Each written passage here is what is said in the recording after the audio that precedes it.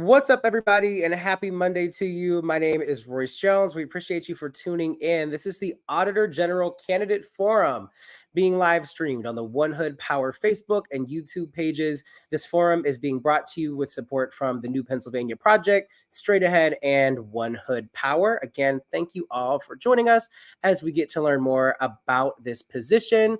By the way, about this position, so the Pennsylvania Department of the Auditor General is the chief fiscal watchdog of the Commonwealth. The department is responsible for using audits to ensure that all state money is spent legally and properly. The Auditor General was created by an act of the General Assembly in 1809. Typically, how this works is if we have multiple candidates, they'll each get 2 minutes to answer a question. And then if there's anything that they would like to respond to, they'll get 30 seconds. We only have one today, so we're just going to have a general chat.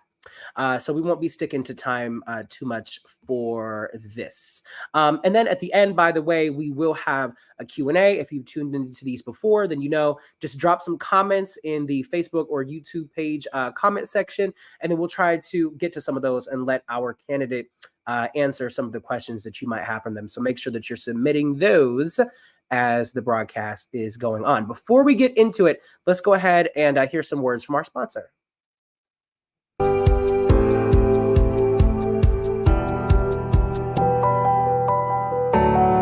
When you go into an elected official's office and you ask them to fix a pothole or put a stoplight where it needs to be, they're going to go and look at your voter file and find out if you're someone who's actually casting your ballot consistently. We have elected officials in Harrisburg who are trying to take our rights to vote away and put unnecessary barriers in front of them. There's people that are working 2 and 3 jobs and they just don't have time to go to the polls on a Tuesday in November when it's cold and they don't have childcare or they don't have transportation to the polls. We need to make sure that access to the ballot is easier, not harder. This is the time to take action. It's going to take all of us. Register to vote and encourage others to do the same. Visit thenewpaproject.org to learn more and join our fight. If everyone exercises their right to vote, their voices will be heard, not only in the halls of Harrisburg, but in the halls of Congress in DC. The New Pennsylvania Project believes in low propensity voters' ability to become super voters.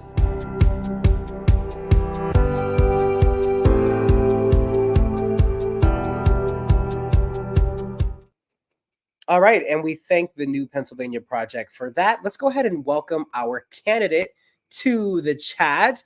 We want to welcome Mark Pinsley. Mark, you guys, is a longtime resident of Lehigh County. Mark is currently serving as Lehigh County Controller. Prior to his election in 2019, he served as a South Whitehall Township Commissioner. Mark is also a successful small businessman, and before venturing out on his own, Mark was a global product manager for a $14 billion company. Welcome, Mark. Wait, I think you're muted. Am I muted? Okay, there we go. Now we got you. Okay. Okay. Right, Well, thank you for having me. Cool. I'm like, am I supposed to be like reading his lips for him? Lips, yeah. Yeah. Okay, cool. So thank you for joining us tonight. Let's get to know you a little bit. I touched very minimally on your background. Talk to us and the audience about your business and what it is that you do. Yeah, so first off, my main, I am the controller of Lehigh County, so that's a full-time job. But before that, I still do. I own a company called Dermamed Solutions, and it's a small business company that sells skincare around the globe, but primarily into the U.S. And we also sell microdermabrasion units, and we sell primarily to spas and dermatologists.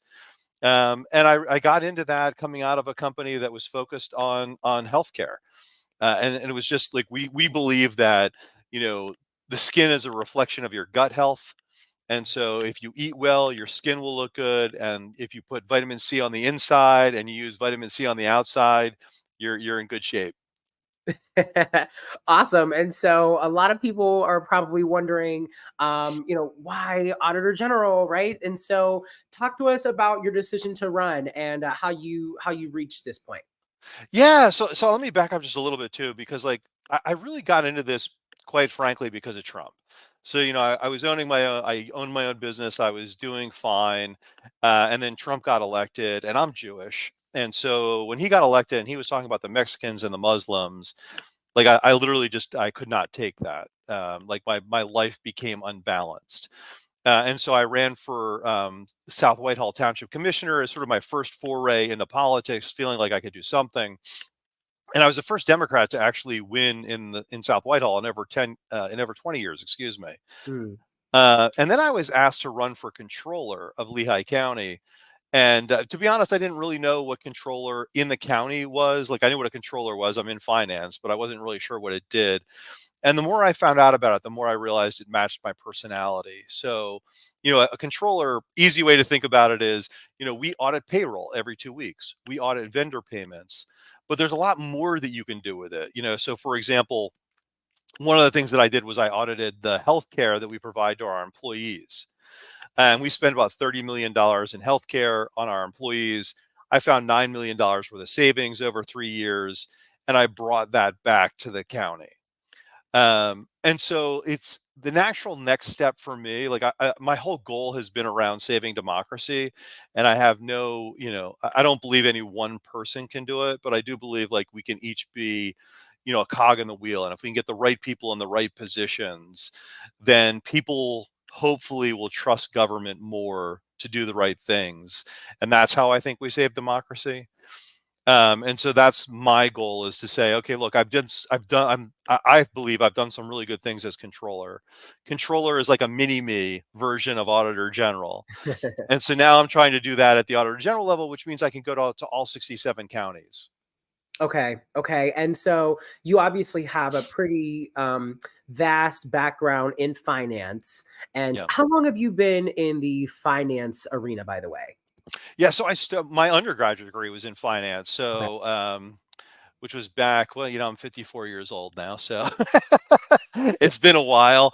And then I got my MBA, and then I've worked for multi-billion dollar companies managing multi-million dollar budgets and traveled the world. I mean, I've been very fortunate, getting to see different areas of the world and how they operate, both financially and just their cultures as well. And like ultimately what ended up happening was, I mean, I really enjoyed working for large companies. There's something to be said about working for a large company. Yeah. The bad part about working for a large company is that you are in meetings all the time. Hmm. And many times you feel like you're getting nothing done. And that I decided it was time for me to go kind of work for myself. And that was why I bought a company. Nice, nice. And so, many, many years then that you've been involved in this. And so, how can you take all of those elements that you have uncovered and learned and nurtured over all of these years and bring it to this position? Like, how do you plan to sort of marry all of that in this role? Yeah. So one of the things that you learn, no matter what the position is, when you're in large companies, is it's about reallocation of resources, right? So you're always looking for the best return on investment, right? That's what we talk about a lot when you're in big business. And some people say they want the government to run like a business. I would not say that. But I do think that some of the elements of running it like a business make sense. So, for example, you could say something provides a better return on investment. We should do more of that. So, what we might do, for example, would be, um, well, in the example that I just gave, where I found $9 million, we can take those $9 million and reallocate that so that so that so that it can be used better. Maybe it's used for affordable housing, right? Maybe it's used to clean up the streets. Maybe it's used for a whole variety of things. So that's, I think, what I bring to the table is the ability to see globally what's going on, and then offer ideas that can be used more, where the money can be used more effectively. Yeah, and you mentioned too about how sort of like Trump was one of the driving forces that sort of inspired you and pushed you to be like, okay, I need to get involved and, like help protect our democracy and sort of be a part of that. And so like Trump was obviously a very successful businessman prior to politics. You were a successful business person prior to politics. And so I'm just interested to hear like how do you ever think like to yourself, oh, I don't want to like be like this person, right? Or I want to like, how do you not be how do you like be a businessman in politics but not do it like how Donald Trump did it? Does that make Yeah, sense? yeah, no, it's a really good question, actually. And it's funny because like I got into it. So here's something like, so when I was in big business, Hmm. I was paid well, and you know people would come to you and say, hey, can you help with this? And like it was kind of easier to throw money at it, really, right? Like, oh, you need a donation, here's a donation. And when you get into politics, all of a sudden you learn about a lot of the injustice that's going on that just quite honestly was not in my sight, prior to getting into politics. And so, like, I always knew there was injustice. Like, I don't mean to say like I was completely oblivious to it, but you're so far removed from it, you just don't understand it. When you get into politics, you really see the injustice of what's Hmm. going on. Like, I was able to be successful for a variety of reasons. Somebody else may not have been, even if they had done the same thing, may not have been able to have been successful. And like, some of that was just my parents, right? Like they educated me. I was able to speak well. Like things that you just take for granted. I was able to read. Like I've met people that have a hard time reading or a hard time being educated, and it's not that they're unintelligent; they just didn't have the opportunity to go to a good school. And so once you see that, then it's a part of how you were raised, right? And what your internal belief system is. And so as I mentioned, I was raised Jewish. We had tzedakah, which is like charity. And we always put coins in the little tzedakah can, and so that we would give to charity, and that was just a part of who I grew up being. Yeah. And we would give, we built things. We went to houses and built parts of houses. And as a young kid, I don't think I understood as much as I do now what we were doing, but it just became a part of who I was. Right.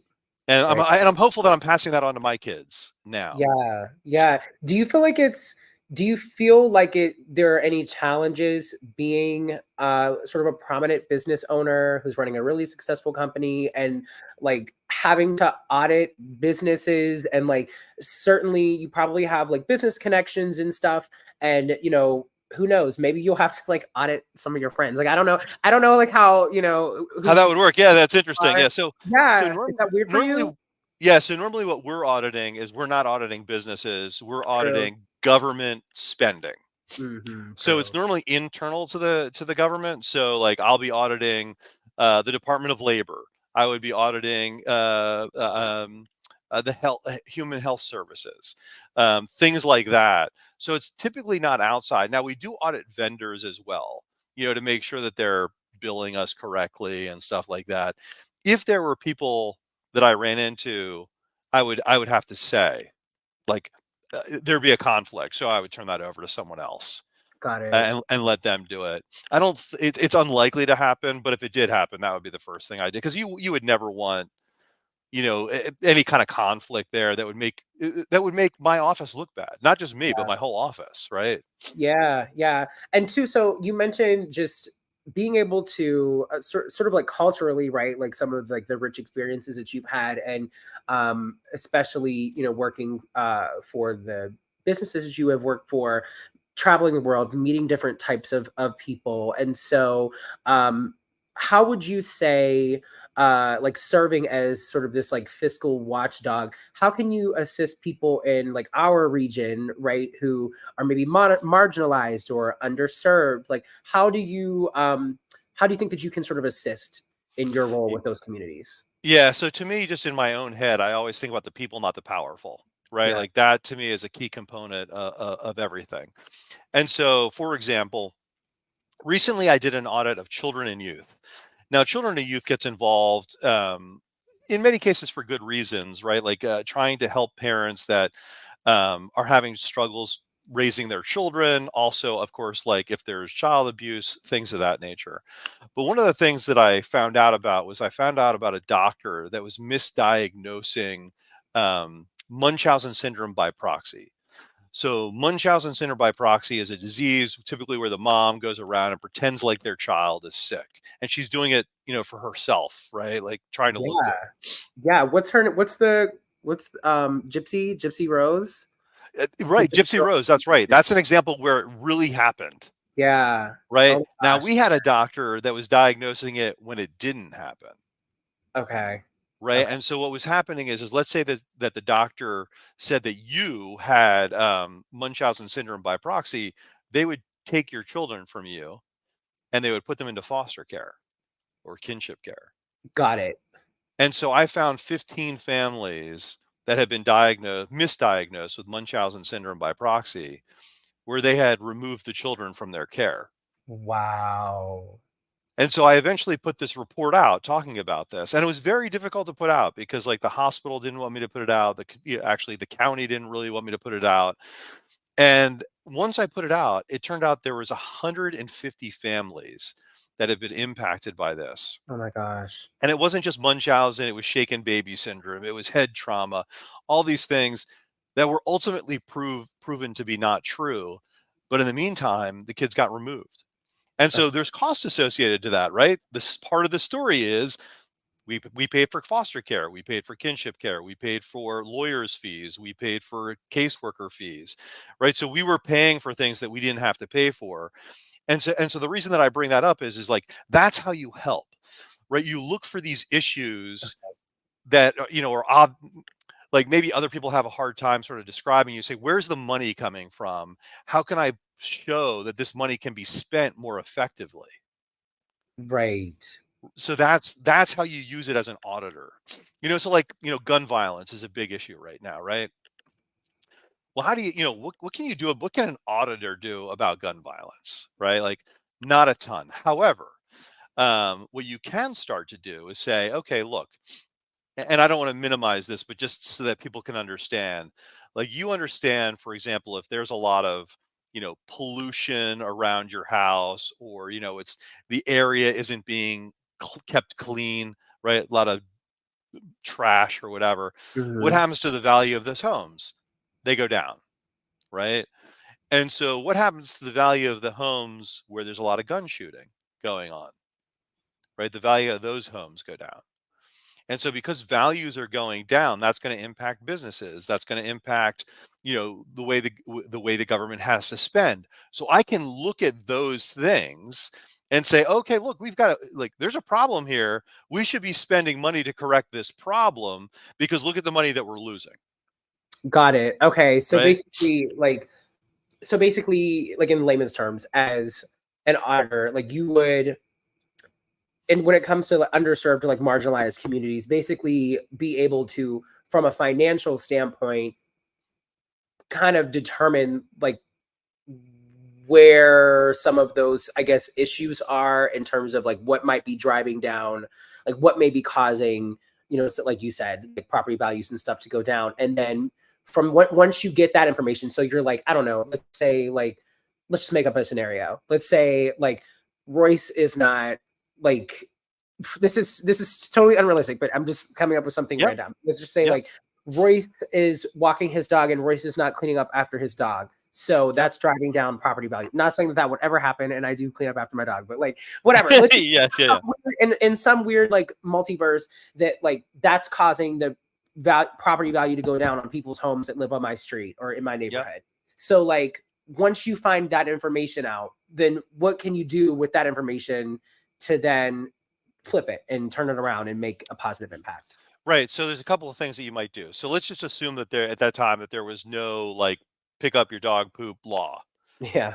right? So that would be something that we would recommend. We would say, okay, look, here's an example of a problem. We believe that there's a legislative solution to this, right? Got Or you could say, okay, if you know um, if we're not cleaning the streets that often, meaning the government is not cleaning the streets that often, we can show simply by cleaning the streets, we're raising property values so we can collect more money. Mm-hmm. Like, because if the government is able to collect more money, so let's say the government spends $1,000 and then gets $2,000 in new tax revenue, it was worth it. Right. And Got it. so those are the kind of things that you have to show, is because a lot of people are like, well, we shouldn't have those kind of services. People should clean up after themselves, blah, blah, blah. All probably true, right? All true. However, there are ways of saying, well, look, it's not happening.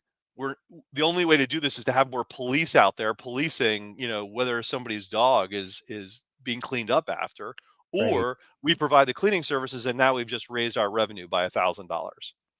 Got it. So there's also, so you do have some sort of, I don't want to say like authority, but some sort of like position to suggest legislative action, right? Exactly right.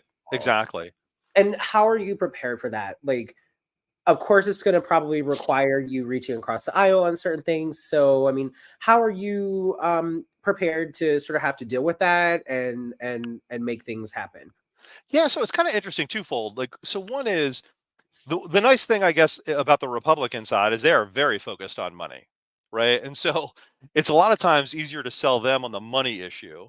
And then the Democrat side is more on the social side. And so when you can combine those two things, it makes it much easier to sell. So you can show the social positive aspect, you can show the financial positive aspect, and then you try and sell it to both sides. And that's how I would go about it. Or I should say that's one way that I would go about it, because the other way is, let's talk about wage theft, for example. This is a good one that helps everyone. So approximately 30% of Pennsylvanians make less than $33,000 a year, right? That's not a lot of money. And so what happens a lot of times with people in that range, like some of them are cashiers, they're restaurant workers, they're healthcare workers, right? So what happens? Their boss asks them to clock out and then asks them to go do some more work. So they're stealing their wages, right? Mhm. Or they're asking them to work 50 hours and they don't pay them overtime. Or they're asking them to buy certain clothes and they're not offering to pay. All of those things are wage theft. Mhm. Right. So let's say that I want to write about wage theft because I actually think that this is a huge issue. Um, where is the issue? Well, part of the issue is in the Department of Labor. They only have 26 people to deal with all 67 counties and all of the wage theft issues. Okay. That's not enough. Right. Yeah. And so in this case, what I would do, let's say that I wrote this report and the report said there's wage theft. We need more money in the Department of Labor and some other stuff. Well, then what I do is I go to the people and I explain how this is happening. And then you get the activist groups and others that care about this issue to start talking to their legislators, Mm. right? And you give them the tools that they need, because Mm. that's really what it comes down to, right? Like them having the tools that have been vetted by a government agency, Yeah. and they can say, we know this is true. Like, the Auditor General did this, and then they can start fighting, and we fight together. Yeah. And there's probably a lot of people in Harrisburg who are not like probably going to be happy with that, right? Like you're probably going to piss a lot of people off. I usually do. I mean, I will tell you, I don't get too many Christmas cards, Right. Yeah. Yeah. Yeah. And so, I mean, and speaking of what that, I mean, are there things right now, like maybe your top 3 things that you're like, okay, if I'm elected, like I'm going in on this, this, and this, like that just really fire you up that you just cannot wait to dig into and address. Well, wage theft is one of them for Okay. sure, because like I just feel like look, the one nice thing about wage theft is there is no one who believes that someone who did work shouldn't be paid for that work. Mhm. We might argue about the amount, right? Some don't believe in minimum wage, some don't believe in this. But even when they don't believe in minimum wage, they still believe you should be paid, Mhm. right? So I think that's an easy one to sell to both sides of the aisle. The other one is healthcare. Like I mentioned, like we saved $9 million in Lehigh County. We can save a minimum of $150 million, at the state level. That's money that can be reallocated and used for other things. maybe it is used for affordable housing, or maybe it's used to increase wages, or whatever. I don't know. Like, that's beyond the scope of what I want to do. But what I want to do is have that money available so that it can be used. And one of the other main things, one of the top three, is also for me, is education. And so, like, I think it may be 2 years ago now, the courts came out and said we're underfunding our public schools by $6.2 billion. Wow. And I know Shapiro is trying to put, like, I think $1 billion into his budget, which still leaves us with 5.2 billion short.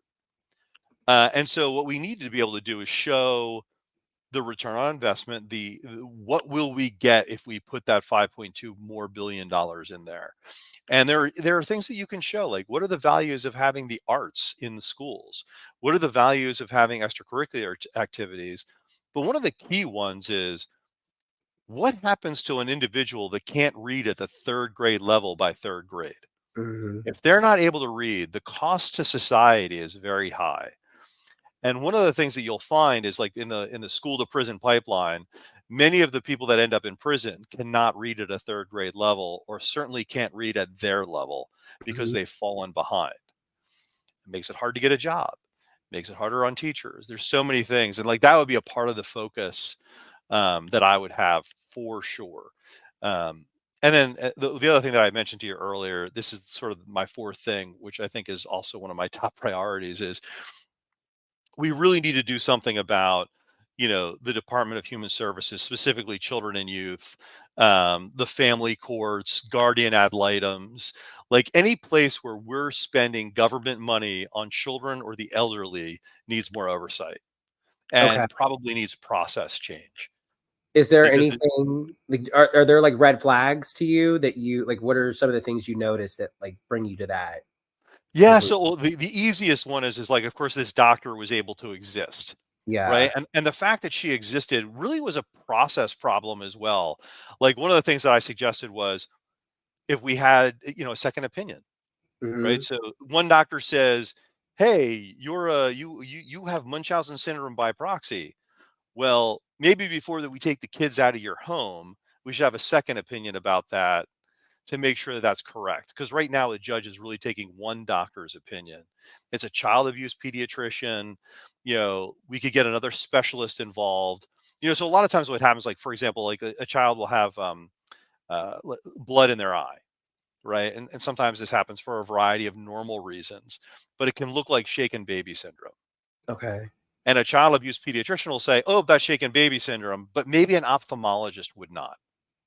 Right. And Okay. so we should have an ophthalmologist look at it. That's so. I mean, this is sort of like getting into the weeds, but I mean, I think you think about all of. I mean, like that's something that's unfortunately like common, right? Like you hear about news stories all the time about parents who have been like charged with like crimes like that. And Yep. so, I mean, to think that like there's a chance, and when thing right when like the system gets involved and they remove the children or whatever, like it genuinely destroys families. I mean, Oh, yeah. Yeah. right? So Yep. to think that like some of that could be untrue or whatever, yeah, I mean, maybe a second, and it's such a weird position, I guess, would to be in because maybe like if it's false, right? And you may have just like helped keep it was something super innocent and it was just blood in the eye and there was no like there was no shaken baby like syndrome situation, like, there was no abuse happening and like so you to get that second opinion and you're able to keep a family together because Yep. there was nothing, and you save the day. Or maybe it's like you get it wrong and you don't think that it was, but it actually was, and then the child is still in harm. So it's just, yeah, that's a really weird Yeah, position. I like to say we're not walking on tightrope, we're walking on tooth floss, Yeah, really. right? And Mhm. what I have learned is, so I used to think the conservative-ish position would be, when in doubt, take the child out, right? Like, Yeah, if you're not sure, remove the child, and then figure it out, and then put the child back. I have completely changed my opinion on that. My yeah. opinion is, like, if there is doubt, helicopter in caseworkers Mhm, and make mhm. sure they're there so they can try and figure out, what actually happened. Right. I have this guy, young man, that I met. So he, I I think he was 18 at the time, and his girlfriend may have been 20. They had a baby, and they were living in, I think, her family's house, her parents' house. Child was choking. Father screams, mom comes down, they don't know what to do. Mom goes and grabs grandpa, comes down. They do chest compressions on the child, and they had, I can't remember the name. Is it like Life Vac or something like that? I can't remember what it is, but it's like a plunger that you pull over the Oh yeah. face. Uh-huh. Is it Life Vac? Something like that, right? Yeah, something along those lines, I think. Yeah. And they I know did what it. you're talking about. Yeah, and they did it, and they used the wrong size. They used one that covered the entire face rather than one that just covered the nose and mouth. So PSA, when you get one of those things, practice. Yeah, Like don't wait until the time you need to use it. Practice first. right. But in any case, so they use the oversized one. They plunge. Everything's fine. The whatever was the obstruction came out of the mouth. Baby's okay. They take it to the hospital anyway. They had already called 911, and then because all the blood vessels had burst because Yeah. of the pressure, so then the father was charged with shaken baby syndrome. Oh wow. And so he actually went to jail. He was out on bail, and he's still gonna go through a trial, even though everyone who was there said what happened. The doctor said shaken baby syndrome, and they Okay. didn't have an ophthalmologist. It was a child abuse pediatrician. Okay. And so there's an example, right? Like ophthalmologist. Let's get somebody else involved Yeah. before we put this kid in jail. Yeah, Yeah. How, by the way, so you mentioned obviously we were talking have been talking about this audit of this doctor, right? And that's how you were yeah. able to uncover this information. Um what what sort of got you on that trail? And like how did you get involved in that? Yeah, it's kind of a silly story. Okay. So, my wife and I were in a grocery line, and I was bored. So I was watching TikTok, just kind of flipping through, and I saw a video, and the woman was like, "Hey, your favorite author here," and I was like, "You are not my favorite author. I really like Stephen King," you know. And then she said something like, "We just won our case against children and youth in Allentown." And so now I'm like, "Oh, you just won a case. That means we must have wasted money." Uh-huh. Right? Right? And so I'm like, "Oh, well, let me find out, like, what happened." And so I called the lawyer, and I found out about the parents, and they were diagnosed with Munchausen syndrome by proxy, and they asked me to look at it as an ethics complaint. So I have an ethics hotline. So they came in and said, "Can you look at this as an ethics complaint?" Which I did. And like the more I dove in, um, the more information I found, and then people started like sending me anonymous information about it. Like people started knowing that I was looking at it, and then other families started coming forward. And then like I found out though this doctor had done the same thing up in New York, and she had done the same thing down in Florida, and like it just grew on itself very quickly. Wow. Wow, wow, wow, wow. Okay. So I guess the TikTok algorithm was totally was on your side of the day. That's insane. And like the thing is like, as an auditor, I'm always looking for like, how can we save money? How can we help people better? Like, so it just struck a chord with me, Yeah. So what and was the then, financial like issue there, right? Like from an audit, excuse me, from an auditing standpoint. I got super lost in the story. So like yeah, sorry. Yeah. it's okay. So I like kind of started around like what financially, like what is that issue? Can you talk more specifically about what that issue is in terms of with like children and youth and how that money is being misspent? Misallocated. Yeah, like Yep. what is that? So this is what happens. So let's say there's a misdiagnosis of anything, but we'll use Munchausen as the example in this particular case, right? So Uh, then what that causes us to do is first off, we get caseworkers involved. Now we're spending money, right away. We're spending money with the caseworkers. Caseworkers decide to remove the child. Now we're spending money on the caseworker, the courts, and a solicitor. We decide we want to remove the child. Now we're spending money on foster care. Foster care is about $25,000 a year per child, okay. right? Now we also have to assign a guardian ad litem, a lawyer for the child, because the child deserves their own counsel. So now we might be spending $30,000, $40,000 a year on the guardian ad litem for that child. If the parents can't afford a lawyer, we are now also spending money on the lawyer for the parents. Then there's a whole bunch of tests that are going to happen. There's going to be therapist tests. There's going to be we may ask you to put video in your house so we can record what's going on. There's going to be services that you're provided, like training. Like let's just say it was an anger issue, we would provide anger issue training. So there's a whole bunch of things that happen, where the child's going to cost $100,000, Wow. to the county. Okay. And so like it's those little things, like, and I don't mean little, but each thing is little in itself, but they all add up. Right. And so Right. that's what I brought to the attention to the county, was like, hey, there was a misdiagnosis. There may have been a misdiagnosis, because I did it statistically, just showing that there was a whole bunch of Munchausen in our area. We need somebody smarter than me to come in and actually take a look at it and look at the medical side of Okay. this. So that was what I was asking to be done. And then I was saying, and by the way, we need a few other things to be done as well, because it just doesn't feel right. There's just some things that I think would look better. So that was ultimately my recommendation. Then what ended up happening is the families all came and they spoke at a commissioners meeting. And so Okay. like a commissioner meeting, if you've ever been to one, it's usually 5 or 10 people, like nobody shows. Yeah. This was 178 people came to this commissioner meeting. Wow. And like 30, I think 30 people, maybe 15 or 20 families spoke about the doctor, their experience, children Yeah. and youth. So you can have an impact, as a small group of people can have a very large impact. And I felt like I don't know. I said to someone, like, you remember Dumbo? You Yeah. remember Yeah. Dumbo, right? Hmm. And you remember he had the feather that he thought helped him fly, Yeah. Yeah. right? Like I felt like the feather, Okay. right? Like my report was the feather that kind of helped this group of people understand the power that they had in Sure. acting together. Sure. And so that was very, I mean, the feather still has value, right? Like, it's not like I'm saying I had no value, but like they really had power and they were able to bring it to bear. And that's how I view all of these reports, even for like the ones that we were talking about with wage theft and things like that. Hmm. It's giving these people their power, being the feather, and saying, okay, we can come together now around this one thing. And now you have power.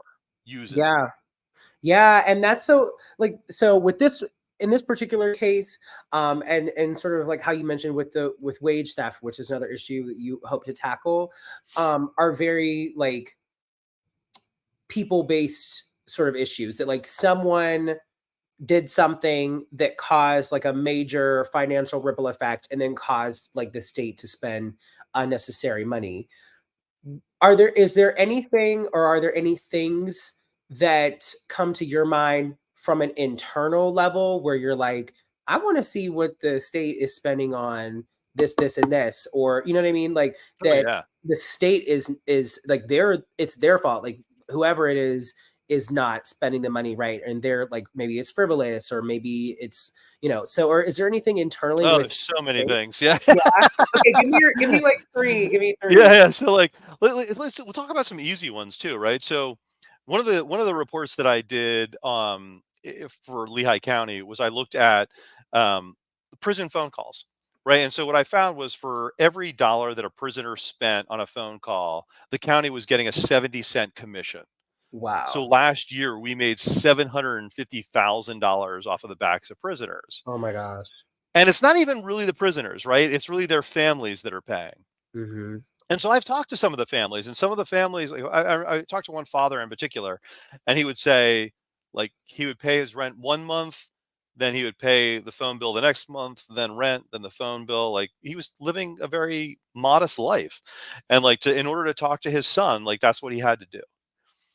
Ugh, Those are the kind of things that you can bring to bear at the state level as well, yeah. right? So think about um, like the penitentiary is probably our largest nursing home in the state, right? Mm, Like the number of older people that are in there has got to be a better way of housing them, that costs us less money, that still does what we need to do from a criminal justice perspective. Like, that's not for me to decide. But I think that what I can do is offer some value in terms of how can we spend less, right? How can we better utilize this? How can we treat our prisoners better? I've been looking at doing, and we've started doing an audit on the healthcare that's provided inside the prisons right now. And like one of the things that we had happen last year was there was a woman. So there's a lot of discussion about solitary confinement, and what I'd like to try and do is put a number on that. Like, what does it cost for us to have solitary confinement? And I can tell you it's very difficult because people don't want to give me the information. Okay. Right?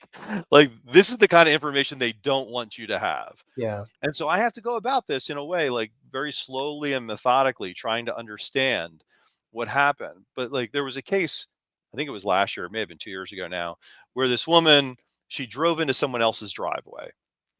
uh the family called, the police came, they got her, they realized something was wrong, they took her to the hospital. When she was at the hospital, she bit someone. She was having a mental problem. Okay. When she bit that person, they decided to charge her and they put her in jail. And they put her in jail in solitary confinement for months, Wow. right? And so how is that helping anyone? Yeah. Right? Like that is just we could spend that money better. Right. Right. And like those are the kind of things. And like I think I believe a third of our prisoners are on some kind of psychotropic, medicine. Okay. Right. Because we used to have state hospitals and we don't have them anymore. Right. And so now the prison becomes the state hospital. Yeah. Yeah. And so we have to do, there are things that we can look at, and look, nothing happens overnight, but a lot of it is like, can you show how the money flows so that it can be used more effectively? Right. And like talking about prison and jail, like so we've asked a few of the candidates that have come onto this forum sort of where their stance is on the issue of mass incarceration. So I'm curious to see sort of where you fall in this like paradigm, because as an auditor, your sort of goal would be to help the state spend less money, or maybe even in some cases kind of like make money, right? Or keep money. And so a lot of people argue, and especially some of the candidates that we've had on here have said for other positions like House positions, Senate, whatever. And and it's not just their opinion, but it's the opinion of like a lot of people, that jails, like no one's really benefiting like financially from them except like maybe the county or the state. How you just mentioned they're making what was it, $700,000 $750,000. Yeah. off of Yeah. phone calls. So like when you're in a position where you want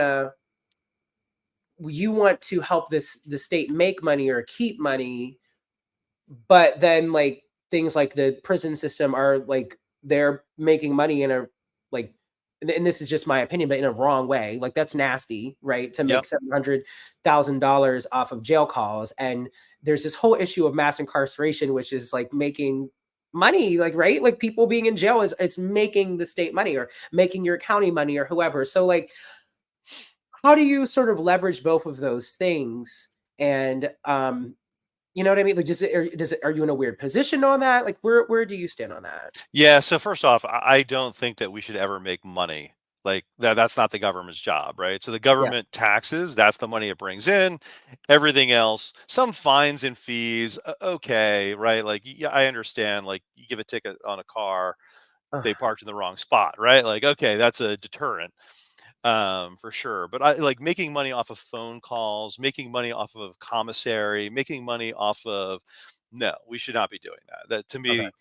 to me, basically, if I've heard arguments from the other side, right? Like they Mhm. do the crime, they do the time, they pay the fine, right? And my feeling is, well, look, if you want a jail, which I think most people want in some form or fashion, but if you want a jail, you have to be willing to pay for the jail. Yeah. And you need to know what the full costs of the jail are. Yeah. The full costs, not the costs that you can steal from, the families, the full costs. And then you have to say, are you willing to pay those full costs? And if you're not, the easiest thing to do is to reduce the number of people that are in there, Mm-hmm. right? Like that's the goal. And like, let's also remember, so like, so someone, some of my friends on the Republican side would say, well, most of those people that are in jail, they did do the crime. It's not like 90% of them are innocent. I'm like, yeah, but those crimes were created by man, Right. right? Like, so the fact that they're in there for marijuana was a crime that we created. It didn't just magically come into being, Yeah. Yeah. right? So we have to look at we really need to look at a couple things. One is, when should somebody actually be in jail for what, what are the true crimes, if you will? And then how long does that crime last? Mm-hmm. So if you're a biblical scholar, right, and you believe an eye for an eye or whatever, well, what does that mean? And so what it actually meant was value, right? Like, so what they used to say was an eye for an eye. So, let's say that you lost your eye. Well, the way that they would determine that value is, what were you worth as a slave if you had two eyes, and what were you worth as a slave if you only had one eye, Wait, this is right? It was so sorry to cut you off, but it's ironic that like this is the like sort of like idiom that you're referencing because both of your eyes were frozen while you were saying that. So you had no eyes, your camera had so your eyes That's hilarious, were yeah, so right? okay, but you're moving again. I just had to throw that out there. You're moving again. Yeah, So no, no. So okay, the concept is, if you steal a loaf of bread, you owe a loaf of bread, right. right? Like, you don't owe 2 years in jail. Yeah. Right now, if you can't afford the loaf of bread, then you owe some service that can pay back the loaf of bread and maybe some fine on top of it. Yeah. And so when we're looking at, like, somebody's in there for 14 years, well, how did we come up with the 14 years? Right. Right? Right. Like, that's what we need to look at, is the punishment commensurate with the crime? Yeah. And I'm not the guy to do that, by the way, right? I'm just saying that's what we need to be doing.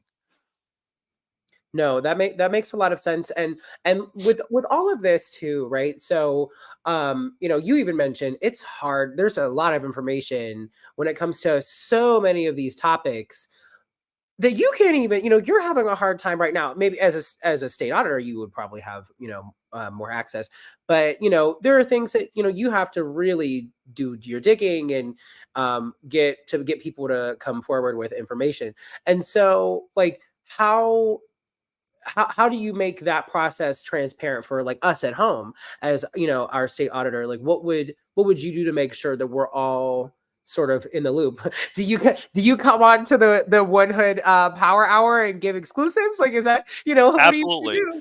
Okay. No, absolutely. That is what I do. I mean, like, even now, what I'm doing is, like, I issue press releases. Okay. There's several media companies in Allentown. One is called La Mega. I go on La Mega and I talk about what's happening so Yeah. that people know. Because the more people know, first off, if you choose to be informed and do nothing, okay, Right. right? But at least you were informed and you chose to do nothing, right? I think my job is to provide it to you. I will try and make some of the stuff happen because I believe very strongly in it. But ultimately, it is the public's choice that they Right. have to make. But you can't make it without information. And I just hope to be able to provide the information that inspires, you, not necessarily literally you, but the yous, out there to go do something. And that's why you do work with activists and you work with people that, have gained a following around a specific issue, because you provide them with the data that they need, Yeah. and you show, like, what they're saying is correct or incorrect if it's wrong, right? I mean, I don't choose. It is whatever it is, Yeah. you Yeah. know? Like, Right. Right. And two, I mean, I feel like I know how you answer this, but is how do you sort of make sure with all of that information, right? Like how do you make sure that it's not like a partisan like weapon or mechanism, and so how do you make sure that this role doesn't become that? yeah, so the best thing that we try to do as auditors is provide how we got to the information. Like, Yeah. so we show the data, we let other people analyze the data, and then hopefully we all come out with the same conclusions. You know, I, I I don't like to say the numbers don't lie, because you can make the numbers lie. Hmm. Right? So, for example, an example that I like to give is like, so in this world today, in the whole world, right, 1 out of 3 children is Chinese today. That's the population, right? And so if you're in America and you're having your third child, it's not more likely that that's going to be a Chinese child, right? But statistically, it looks like it would be. So Okay. that's where you can say the numbers lie, right? Like the numbers can be manipulated. And so what you want to do is provide the backup so they can see exactly how you got to the numbers so that other people can say, yeah, I mean, this is a reasonable approach or this is an unreasonable approach. It's like showing your work in math class. That's exactly right. Yeah. Yeah. Yeah. And also I want to circle back to the topic of schools too, right? Yeah. We touched a little bit on that, but I was curious to see sort of your like expanded thoughts on how you think the auditing process can help public schools. And you mentioned some of the questions like, well, is it worth having more arts or having different programs? So yeah, like how as an auditor, do you think you can help in with that? I mean, what do you bring to the table with that? Yeah, so there's a lot of different things. So one of the things, like charter schools are something that are argued about quite a bit, right?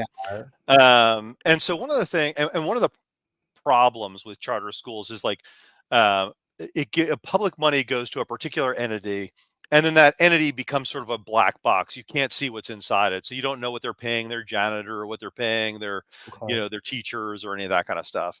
So I can't break open that black box. But what I can do is say, okay, look, we know what it costs to operate that school because we're paying it.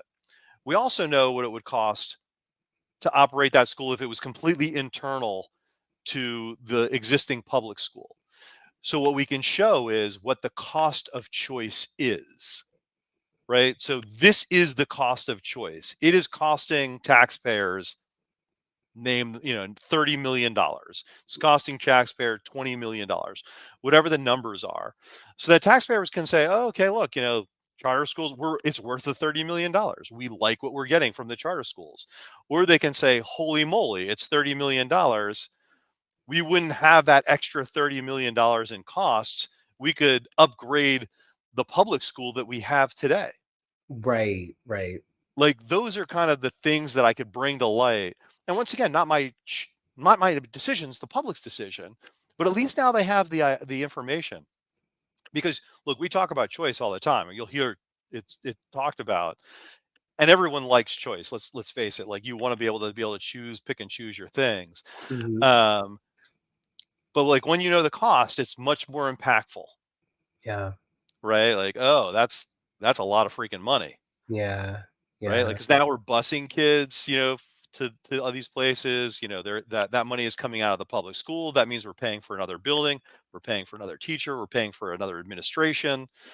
There's a lot of stuff going on there. Yeah. Do you think that's one of the biggest things that's sort of getting lost in that discourse? I mean, you mentioned like, it is a highly debated topic, school choice and all of that. I mean, so what's getting lost to people in this whole? That is definitely getting lost. So so a lot of times what the schools will say is, well, it's costing us, name the number. It's costing us $30 million to go to, that is now going to choice. Excuse me, to a charter school. Okay, but what's the difference in cost? Right. So in other words, the difference is, let's say they pay them 30 million. Well, maybe the difference is 20 million, meaning we're paying $20 million more than had we kept them inside the school. They're Mhm. not showing what the difference is. So when people are saying, oh, we're paying 30 million, they're like, we're paying 30. We have that 30 million either way. Mhm. They're not understand. You know what I mean? They're not making that connection. Right. That 30 million is no longer going towards the public schools upkeep. That 30 million is no longer going towards, the arts. It's no longer going towards extracurricular activity. Yeah. It's the extra that people are missing. Right. And then all of a sudden you're in a public school where you're likely using the same like geometry book that your mom used if you guys were Right. Yeah, exactly. hello. Yeah, exactly right. Right? Yeah. Like, that's the thing. You might find your That's the mom's name in the front. yeah, exactly. Um, And so I want to pivot a little bit and just sort of talk about what what role do you think this position has in helping reduce poverty for people? I want to talk about that for a little bit and see where your mind is. Yeah. So it does specifically help reduce poverty, right? What it Yeah. can do is show the impacts of poverty in different ways and in different areas, right? So if you think about, one example is just property tax, Hmm. right? Hmm. And so the people that are poor, actually, let's talk about affordable housing for a Okay. moment, right? So, okay, we have affordable housing. What does that mean, right? It means someplace that I can go live that I can afford. So which side of the aisle is that on? When I say the aisle, I mean, okay, you're not making enough money, so you can't afford it, right? Or the house is too expensive, you can't afford it, or both, right? It's usually both, because at some point you can only reduce the cost of a house to something without having government intervention, right? Right. Government has to put in money in order for it to be effective. Well, then on the other side, you need more money. Yeah. I mean, let's just face facts, right? Like if you're not earning enough to pay for a home that's affordable, right? The lowest cost that they can make it, then you're not earning enough. And like those are the kinds of things that we need to show is okay, so the government programs, there's a ton of government programs Pennsylvania has around housing. Let's look at those programs. Let's look at like why they exist, how they exist, and are they actually helping people? Yeah. And like, are they building wealth? Right. Like, because like long term, that's really what you want, right? Like, you want a home that you can have, that you can retire on, right? Like, that's part of the American dream is being able to do that. Um, I mean, there's actually a lot better ways of spending your money than actually investing in a house, quite frankly. But Yeah. like, that's what we're all taught, right? Because once you're able to live there, it normally gains in value as you're there. The neighborhood hopefully gets better. Hmm. You have to upkeep the house, but like those are the things. So I guess like going back to your question, like what would I do? What I do is I would look at the programs, that are geared towards, those that are on the poorer end of the spectrum Yeah. and see like how can are the programs being effective? Okay. And if not, can we look at different programs and make them more effective? Got it. Got it. And so like, are these because you spend money, right? The state spends money on those programs. So maybe some of them are just not doing their job, right? Maybe they're just not helping, Absolutely. whatever, Absolutely. you know. Absolutely, and you can look at things like Medicaid, right? Like, what's going on with Medicaid? Where is it going? How long are people on Medicaid? Because like I think what some people would be surprised at is like how quickly some people come off, right? Like they're on Yeah. Medicaid or they're on unemployment or they're on whatever for a very finite period of time, and like that information should be better known, Right. right? Because then people are like, oh yeah, I actually did help them up, Right. right? Right. I gave them a helping hand, not a handout. Got it. Right. And I think people would, at least half of the state, right, would feel better about a helping hand versus a handout, right? The Republicans versus the Democrat kind of issue. Mhm. But they're really, in many ways, they want to achieve, I think they want to achieve some of the same things. They want to have a solid working population that can make a living. Yeah. Yeah.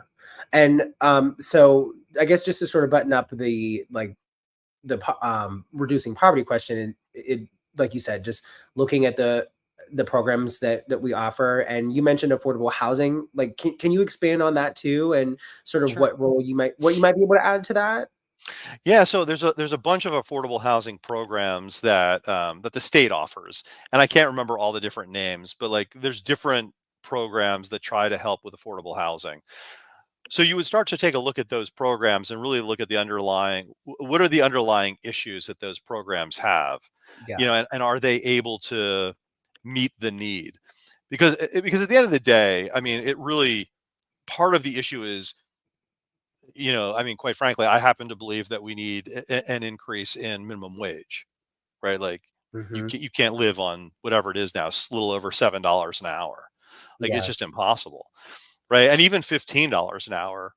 if you're not a couple or living with someone else, very difficult to live on $15 an hour. Yeah. And so we need to be looking at those kind of things as to like, how do we help people earn more money? What kind of jobs can earn more money? What are the kind of jobs that we want to bring into Pennsylvania? When I worked for a large company, sometimes I would help determine where our next location would be, whether it was a warehouse or something else. And we look for some very basic things, right? So needed to have water access, right? We needed to have streets that could get to, in our case, we needed to be able to get to an airport. Mhm. It needed excuse me, internet access. That was sort of new at the time. But one of the other things that it needed an under 45 population that was growing at greater than 3.5%. Okay. Right? If it wasn't growing at greater than 3.5%, we would not put a building there Wow. because we know that we're going to age out. Yeah. Right? And so when you think about that from a Pennsylvania perspective, we're not growing at that rate right now. Mm-mm. Right? And so we need to do the things that it takes in order for us to keep the kids here, educate them on the kind of industry that we want, right? On the kind of things that can make them money.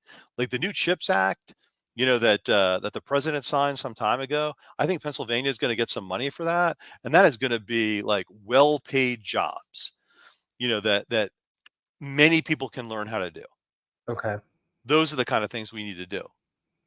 Do you have any, and this is just not even really pertaining to your position really, but what do you think some of those industries should be? Like what kind of jobs could Pennsylvania benefit from?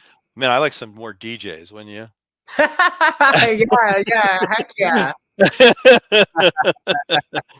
Okay. Skincare.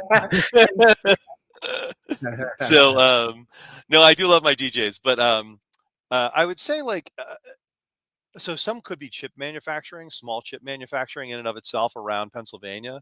Yeah.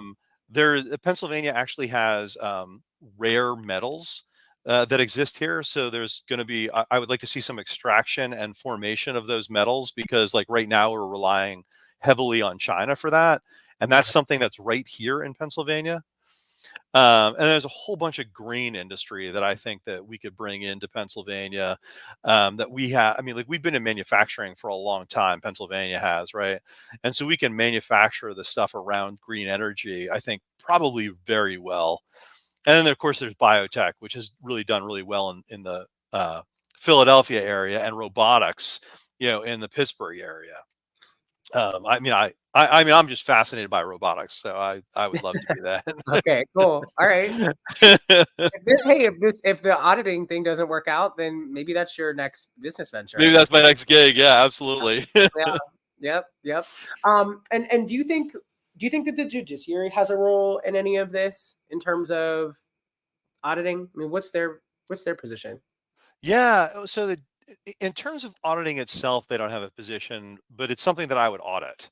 Yeah. Right. So one of the things that I don't necessarily think we have enough oversight on is the judiciary system in general, and primarily family court is probably where my personal focus is. I'm not saying we shouldn't look at everything, but a lot of times what you'll see, for example, is two parents, they get divorced, they both have lawyers, the children are split, however the children are split. And then later, maybe one parent loses their job or isn't getting as much as the other parent. And so now the one person acts as their own lawyer and the other, parent has a lawyer. And are they being treated fairly? Yeah. Some of the reading that I have done suggests that they're not. The parent without a lawyer is not being treated fairly. And the guardian ad litem, the lawyers for the children, they have some protection typically around the judges, and the judges are choosing them. And like, so are they being assigned properly? Are they being signed so that they don't have any preconceived notions? So those are things like I was saying earlier, things around where government is providing money due to kids. I just want to see oversight. I want to see more oversight than exists today. Right. It's so interesting. Like this conversation has been really enlightening because, I mean, there's so many. Like we talked a lot about money issues. I mean, this is the state, auditor position. It's all centered around money, but a lot of it is social too. And it's just sort of interesting how even with some of the social issues, you can center it all back to money, you know, which 100%. which like totally puts, so it's like no one is, it's not like you can be like, oh well, that's out of my wheelhouse, you know, I just look at the money. Well, anything could, like, you could make a case for anything and bring it back to a dollar. And Absolutely. you know what I mean? So And that's one that's of, and that's how I look at it. Like I look at it like, yeah, can I create the connection to money? Does it make sense? right. Right, first off, because if it really doesn't make sense, there are times where you need to separate yourself. Yeah. But does it make sense? One of the things to look at, we have what, about $45 billion, right? Our state budget's about Hmm. $45 billion. Every single dollar impacts a person, right? So even if it's the judge you're paying, like that judge's lifestyle is based on the money that you're paying. But So, now, not only are you paying them, all of their decisions are impacting even more people. hmm, So that $45 billion, it has a multiplier effect on all of the people that it's impacting through those dollars. right. And that's why I'm interested in being auditor general, because I want to make sure, like I said, I care about democracy. And so I want to make sure that those dollars are being used in a way that is having a positive impact on our society. Yeah. And like ultimately that has to be decided by the people. And so I can present, the information, right? Like I can show the information, and then ultimately the public has to make the decision. Right. Right. And do you think too, like you mentioned a lot, we're getting towards the end. I don't want to like drag it too long, but I think tonight we talked a lot about sort of your like duty to people and, you know, sort of just presenting people the information. And you seem like a really like people focused and centered person, which is obviously great. How do you like, how do you see yourself like relating to people, right? Because people are then going to sort of look to you as, you know, someone who they can call or trust or like rely on. So like, how can people relate to you? I'm not even sure how to answer that. This is what I'll say. Like in my current job as controller, after I do a report, I normally get a bunch of hate mail, and a Yeah. bunch of like mail, and a bunch of hate calls, and a bunch of like calls. Right. So on the mail, I read it and then I'm done. I don't engage in a conversation because I Mhm. feel it can go nowhere. But if I get a hate call, I will always take that call. Okay. Right. And I will always have a conversation with that person, and I will listen to their side. Um, are you familiar with 2000 Mules, Mm-mm. the movie Should I be? 2000 Mules? Probably. Okay. So basically it was a movie that was put out, and I would consider it a propaganda piece. I'm reticent to use that word. Wait, now But I have to Google. You keep going. I'm gonna literally Google this because now I'm curious. okay. So it's called 2000 Mules, and Okay. basically what it was trying to show was that the election was stolen, Uh, and okay, it got it. went through a very detailed method about how the election was stolen, and I was familiar with it. And it was a Republican, called me and said, "Mark, you seem like a reasonable guy." What I had done is I had said that so our DA had said that he was going to put armed detectives near drop boxes. Mhm. And I put out a statement saying if I found that it was illegal that he did that, I was not going to pay the detectives. Okay. Okay? It's because I sign all the checks. Yeah. Right. So that created a stir, as you can imagine.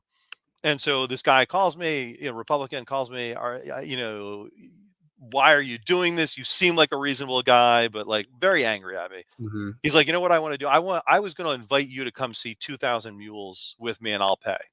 Right. So I'm like, okay, I'll go. I will go to this movie with you, and I'll Wait, pay you my guys own. went? Did you guys go for real? Yeah. Yeah. No way. Okay, Yeah. where can you like where was this? Was it in theaters? Yeah. So it was played privately in theaters, so you had to God. rent the space. So this particular one, it was at an AMC in Saucon Valley, Pennsylvania. And Okay. like I told him, I'm like, I will go with you. I'm going to pay my own way because I don't want to ever, have anybody think I'm like doing something weird, like that. So I went in, Yeah. and there was probably 400 people there. And so What? these are like 400 Republicans, and I'm probably the only Democrat in the room. Okay. Um, and I went with them, and I listened, and what I will say is I understood why they were afraid when I left that movie. right? Like I didn't necessarily agree with it. I had a little bit deeper understanding of some of the things than they did. But if you Yeah. didn't have that understanding, I understood the fear.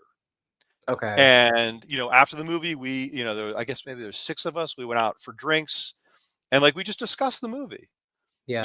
and like we talked to each other about, why we felt the way we felt. I don't want to say we developed a friendship, but I would say we developed a kinship, Yeah. so that we could have conversations going forward. Right. And so I guess that's my story to answer your question. Like how can you relate to me? I'm willing to talk. Yeah, just getting to know people and like hearing their side, and I think like like the transparency component too, like you mentioned earlier, is a part of that. Transparency is everything, right? And the problem is like some people just throw out transparency out like, oh, well, that's not transparent. That's not transparent. Not Right. literally everything can be transparent because it's just too complex in Yeah. many cases. But you try to be as transparent as possible. Yeah. Yeah. It doesn't look like we have. I just want to just double check. It doesn't look like we have any comments from the public. So I'll get on and ask you the last question. First of all, Sure. like an hour, didn't this hour fly by? It did. I really appreciate your Right? time too. This is a lot of fun. Yeah, Yeah. Yeah. likewise. So, okay, our final question of the night, and this is the most challenging question. What brings you joy? What brings me joy? Uh, it's Were like, you it's were you like, "Oh god, what is he about to ask me?" No, what brings yeah, you yeah, that's a good end one. on a positive note, yeah. It's funny. So like, and probably a lot of people say it's like it's my kids, my family, Mhm, probably bring me the most joy. Like, I will say like my kids are now 17 and 21. okay. Um, when they were babies, I was not a baby guy. Like, yes, it was fun. Da, da, da, da. They mostly were with their mom, but now as they aged, and they became sort of 10, 11, 12, whatever, like we have a lot of fun together and they probably bring me the most joy. Um, but if you have to take family out and just say, okay, so besides family, like what do you enjoy? I really do enjoy music, Yeah. and I enjoy like all different types of music. And I would like, if I could, I would like to be at the beach while I'm listening to the music. Yes, You yes. know, I'll DJ a set on said beach. that would be great. Yeah, Like that really does bring me joy. Like I really cool. think like it's just something somebody else created. Yeah. Yeah, yeah, yeah, And just art, you right? Like art, you just like art. yeah, yeah, and they shared it with you, right? Exactly, I was exactly. listening to somebody sing the other night, and after she sung, like I went up to her and I was like, I just wanted to thank you for sharing your voice. Like, Yeah, it was just so kind. Like I really, I just love that. right, right. Yeah, because I mean, it's like there's a really deep level of intimacy in people sharing their art with people, things that Absolutely. they create, right? Because like, Yeah. when you make stuff, it's sometimes there are people who make art and it's for them. They don't, it's never going to be shown anywhere. They may have music, whatever, paintings or sketches, and it's just for them. And yeah, Yep. so you're opening yourself up when you share it. You definitely are, right? Like it's yeah, yeah, you're opening because it's yours. It's Right, yours, exactly, right? exactly. Was there anything that we missed that you wanted to just like, drive Throw home to out there. people about your candidacy or anything? Yeah, I think the thing is like so I'm running against another individual, and we're just very different, right? I think that the person that I'm running against, he's a state rep. He's younger than me. Yeah, I think he's in his 30s somewhere. I'm not quite sure how old he is, and he's been in politics most of his life. My background has always been in finance, right? MBA in finance, undergraduate degree in finance, worked in big business, and so I've learned about money and how to use it for good. And like that's I think that's the biggest thing is like when we're both Democrats, right? And so in order to see the light between us, like that's the light. My focus has been on finance and his has not been on finance. And that's really what I would want people to know when they're walking into the booth and making a decision as to who they want to be their auditor general. I Got it. think I have the qualifications to do it. Well, I know I have the qualifications to do it. Right, yeah. And I would appreciate your vote. It's funny. We got so I got so enraptured in the music chat when you said walking into the booth, I thought like recording booth. Yeah, I almost forgot where I was for a second. we could Music do that podcast. though. That would be fun. I would love Yeah, that. right. Yeah, Yeah. maybe like a rap battle or something. Let's do it. Yeah, I'm game. I'm totally Yeah. game. That'd be a lot of fun. Cool, Mark. Well, thank you so much for joining us tonight. This is, like I said, been really enlightening, and we do just want to remind it. Oh, before I sign off, how can people get in contact with you in your campaign if they want to hit you up? Yeah, so vote markpinsley.com. So my last name is P as in Peter, I, N as in Nancy, SLEY. So vote markpinsley.com. Yeah, send an email, send some dollars. I'm happy for everything. And All right, vote. cool. And vote. Speaking of voting, just some reminders for everyone. I'm sure Mark knows, but April 23rd, that's the primary election. On that day, on election day, polls are open from 7 a.m. to 8 p.m. Last day to register to vote is April 8th. And then the last day to request an absentee or mail-in ballot is going to be April 16th. So those dates are closing in. And you guys, are coming to a close. Again, thank you, Mark, for joining us for this conversation today. Thank all of you guys at home for tuning in and watching. Again, this has been brought to you by the New Pennsylvania Project, Straight Ahead, and One Hood Power. We hope you guys learned a lot about this position, also your candidate for the evening, and hope that you had a really good Monday and a great start to your week. We will see you soon. Once again, my name is Royce Jones. Have a good night. My name is Special K, multifaceted creative being. If you're hesitant about voting, I encourage you to, whether you do vote or you choose to vote or not, at least have some type of change or some type of effect within your community. Because you still have the power to create and bring change, even at home.